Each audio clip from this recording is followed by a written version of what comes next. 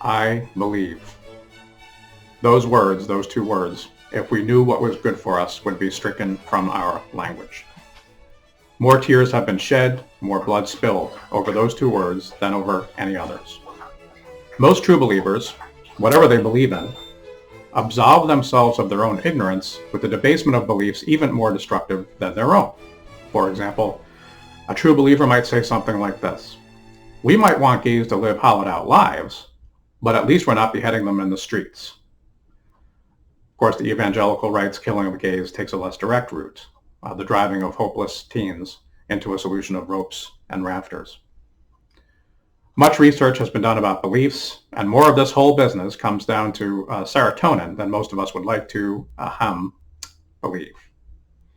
We all have to cop to this.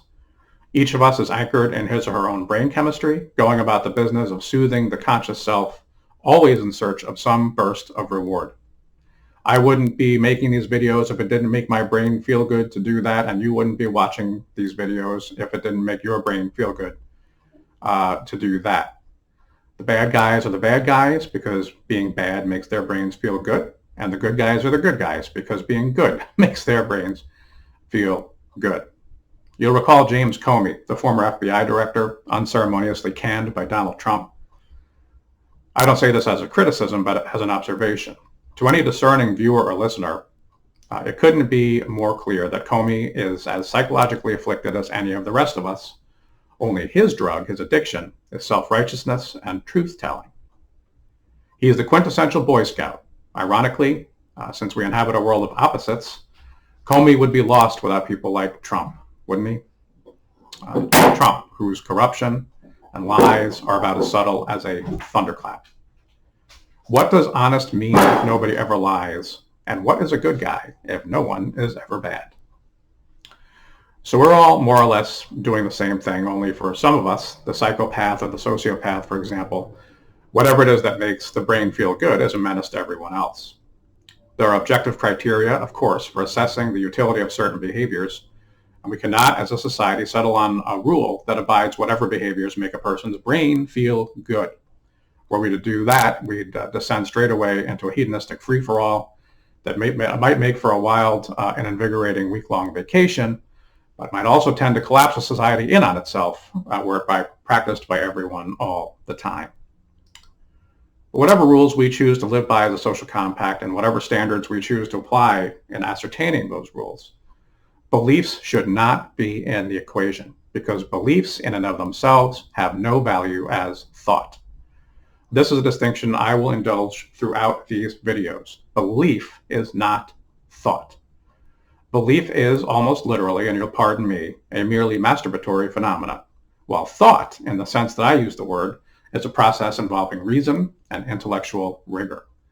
The nature of belief and its unfortunate use as an intoxicant is such that it often becomes disruptive.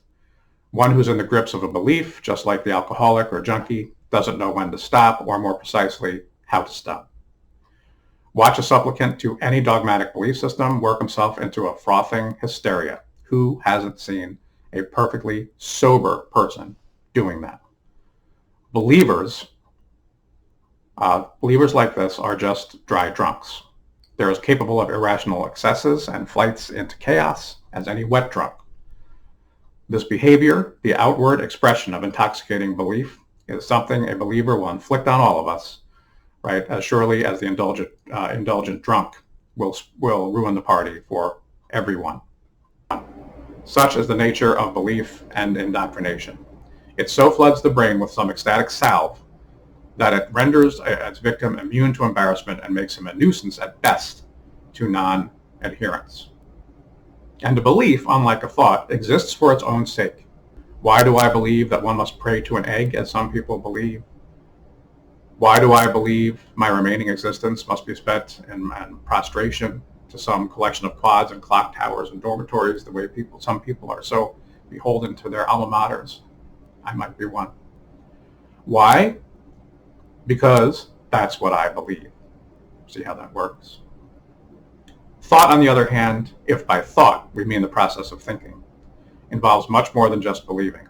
In fact, it requires subjecting pre-existing beliefs to rigid scrutiny. Thinkers don't have opinions.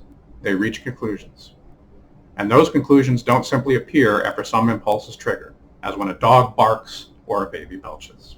They result rather from a formulaic and disciplined application of well-vetted propositions to actual, observable facts. We'll pick up in the next video with beliefs that conflict and make heads explode. Below in the description, you'll find a link to the document from which I have been reading, if you would like to access that and share it. And as always, if you like these videos and the direction we're headed, please subscribe, click like, share, and all that good stuff. Thanks, and I'll see you for the next one.